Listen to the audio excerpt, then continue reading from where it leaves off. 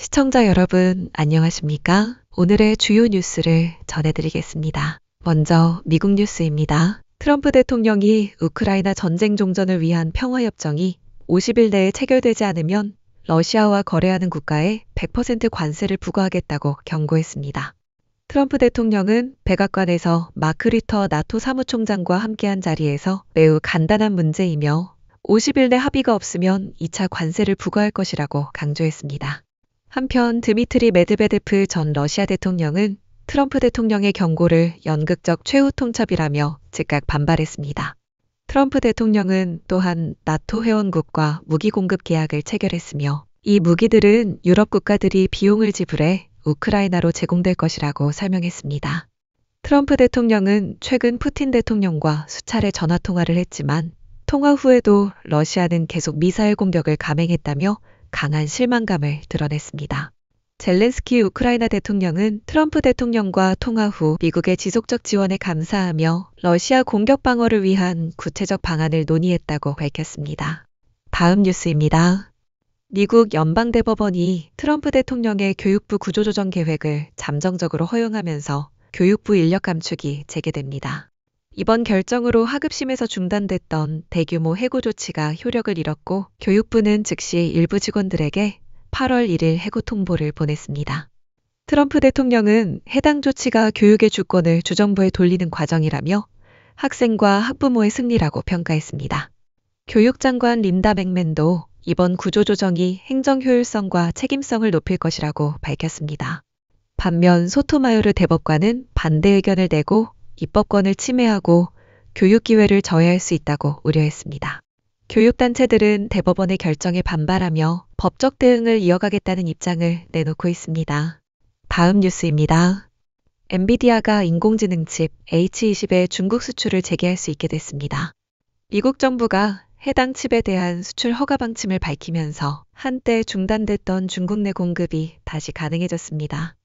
H20 칩은 기존 수출 규제를 피하기 위해 성능을 조정해 설계된 제품이지만 지난 4월 이후 미국 측 허가 없이는 수출이 불가능한 상태였습니다. 이번 조치에 따라 엔비디아는 중국 기업들과의 공급 계약을 다시 이행할 수 있게 되었고 연간 수십억 달러의 매출 회복도 기대됩니다.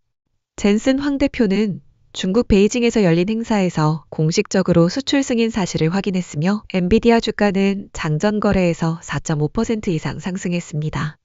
엔비디아는 미 정부의 이번 결정으로 딥시크, 알리바바 등 자사 AI 하드웨어를 필요로 하는 중국 기업들에 대한 공급을 재개할 수 있다고 밝혔습니다. 다음 뉴스입니다. 미국 연준의 25억 달러 규모의 본부 리노베이션 사업을 둘러싼 논란 속에 자체 감사에 착수했습니다. 제롬 파월 연준 의장은 최근 백악관의 강한 비판 이후 내부 감사관에게 공식 검토를 요청했다고 소식통은 전했습니다. 이 프로젝트는 워싱턴 DC 내 에클스 본관 등 두 동의 건물을 대상으로 하며 낡은 시설 개선과 성면 제거, 현대식 설비 도입이 포함됐습니다.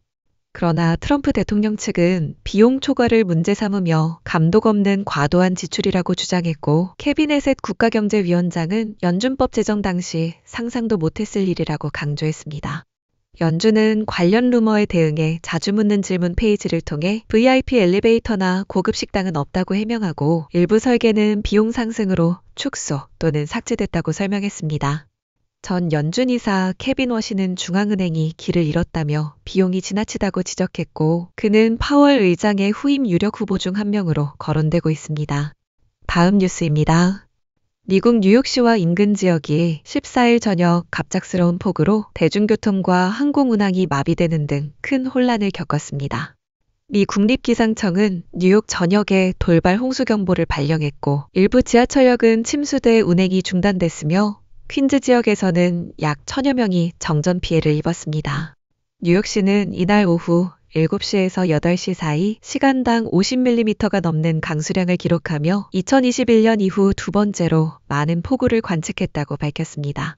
기상청은 동부 해안을 따라 수증기가 집중되며 강한 뇌우를 유발했으며 일부 지역에는 180mm에 달하는 폭우가 쏟아졌다고 설명했습니다. 소셜미디어에는 지하철 승강장과 객차 내부로 물이 유입되는 영상이 퍼졌고 주요 도로와 고속도로도 침수로 인해 통제됐습니다. 항공편 역시 큰 차질을 빚어 뉴욕 주요 세계 공항에서 200편 이상의 항공편이 취소되거나 지연됐다고 항공당국은 전했습니다. 다음은 한국 뉴스입니다. 더불어민주당은 15일 강선우 여성가족부 장관 후보자에 대해 인사청문회 과정에서 제기된 의혹들이 상당 부분 설명됐다고 보고 임명 가능성을 열어두는 분위기입니다. 민주당 의원들은 강 후보자가 보좌진 관련 논란에 대해 공개적으로 사과하고 정책 역량을 충분히 보여줬다고 평가했습니다. 당 지도부는 여론 흐름을 주시하며 대통령실과도 의견을 나누는 가운데 16일 열리는 이진숙 교육부 장관 후보자 청문회까지 지켜본 뒤 입장을 정할 것으로 보입니다. 국민의힘은 이날 강 후보자가 국회의원 재직 시절 직장 내 괴롭힘을 지속했다며 고용노동부 서울 남부지청에 진정서를 제출했다고 밝혔습니다.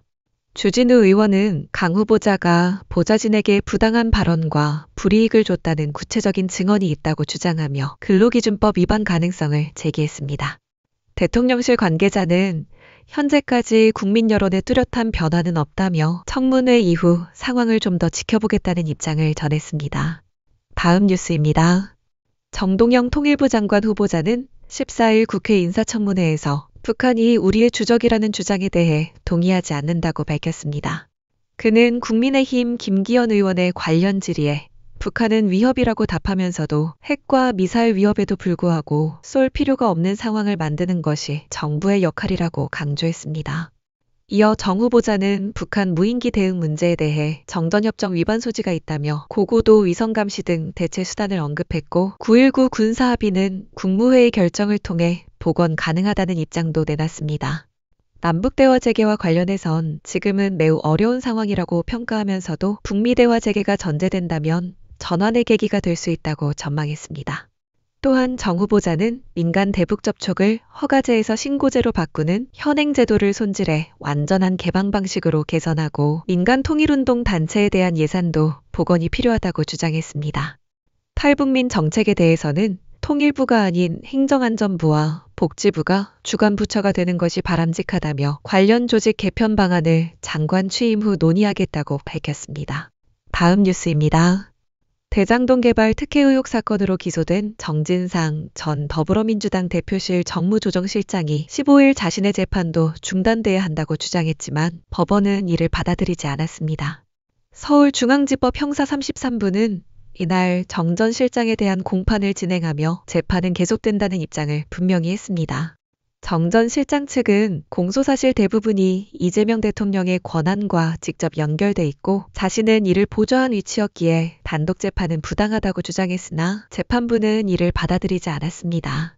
검찰은 정 전 실장이 대장동 민간업자들과의 보고지시 관계에 있었는지를 따지는 재판이며 대통령 재판 중단과 무관하다고 반박했습니다. 이날 재판에서는 정 전 실장의 보석 조건 위반에 따른 과태료 부과 결정도 공개됐으며 정 전 실장은 생계 문제로 불가피했다며 보석 조건 완화를 요청했습니다. 재판부는 보석 조건을 일부 재검토하겠다고 밝혔지만 주요 증인 접촉 차단이라는 원칙은 유지하겠다는 뜻을 내비쳤습니다. 다음 뉴스입니다. 제주도 해변에 중국 국기인 오성훈기가 설치돼 논란이 된 가운데 당국은 현장 조사를 거쳐 철거 조치를 내리고 행정지도를 예고했습니다. 우도면 사무소에 따르면 오성훈기를 설치한 인물은 인근 카페에서 근무 중인 중국 국적의 직원으로 확인됐습니다. 해당 직원은 면사무소에 우도에 중국인들이 많이 오니까 포토존 차원에서 오성훈기를 설치했다며 이걸 보고 중국인이 더 많이 오면 우도에도 좋은 것 아니냐고 해명했습니다. 그러나 면사무소는 해당 장소가 사유지가 아닌 공유지인 만큼 개인 홍보 목적으로 사용할 수 없다며 주의를 줬고 제주시 해양수산관은 원상복구 명령을 내렸습니다. 해당 깃발은 SNS에 영상이 퍼지며 논란이 확산된 다음 날인 지난 9일 철거됐으며 네티즌들 사이에서는 제주가 언제부터 중국인의 섬이 됐다는 비판이 이어졌습니다. 한편 지난해 제주를 찾은 외국인 관광객 약 190만 명 중 중국인 관광객은 약 130만 명으로 전체의 68.4%를 차지했습니다. 마지막 뉴스입니다. 정부가 2026년도 예산안을 준비하며 국민 의견을 처음으로 공식 수렴합니다.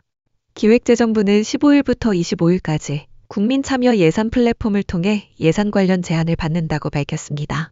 이는 이재명 대통령이 국무회의에서 예산 편성에 국민 의견을 폭넓게 반영하라고 지시한 데 따른 후속 조치입니다. 정부는 반복 지원되거나 성과가 낮은 사업, 예산 낭비 요소 등을 국민이 직접 지적하고 개선안을 제안할 수 있도록 했습니다.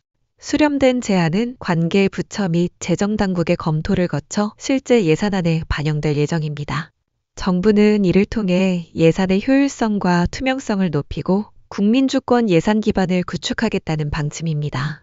이상으로 오늘의 뉴스를 마칩니다. 지금까지 시청해주셔서 감사합니다.